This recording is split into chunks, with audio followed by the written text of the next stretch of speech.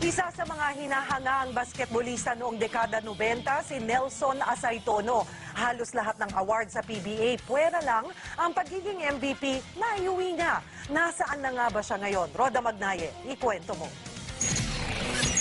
Probinsyano at Tubong Mindoro ang itinuturing na isa sa pinakamagaling na manlalaro ng PBA, si Nelson Asaytono.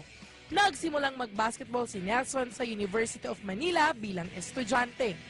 Matalo ako sa UM tsaka nag-champion ng UM. Wow! 10 pesos lang. Taong 1989 nang makapasok siya sa Pure Foods. Dahil sa kanyang bilis, taas tumalon at lakas magdang, tinawag siyang The Bull.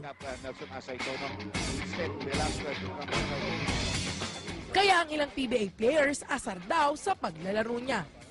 April 7, 2005, nang gawin ni Nelson pang 12,268 point niya.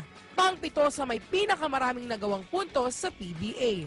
Actually, halos lahat ng award nakuha ko na eh. No? Ang isa lang talaga ang hindi ko nakuha, yung MVP.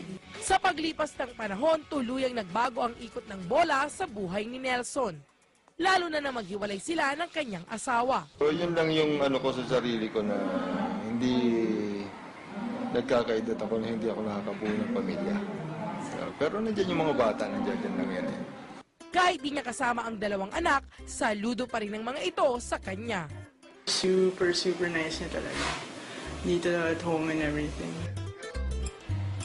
Full-time employee sa isang networking company sa Ortigas, si Asaytono.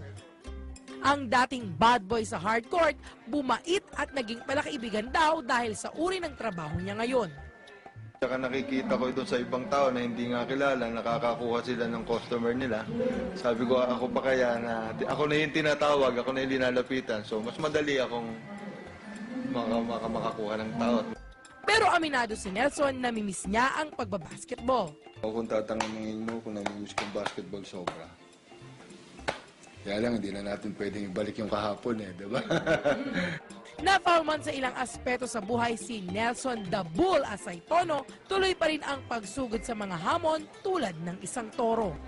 Roda Magnaye, News 5.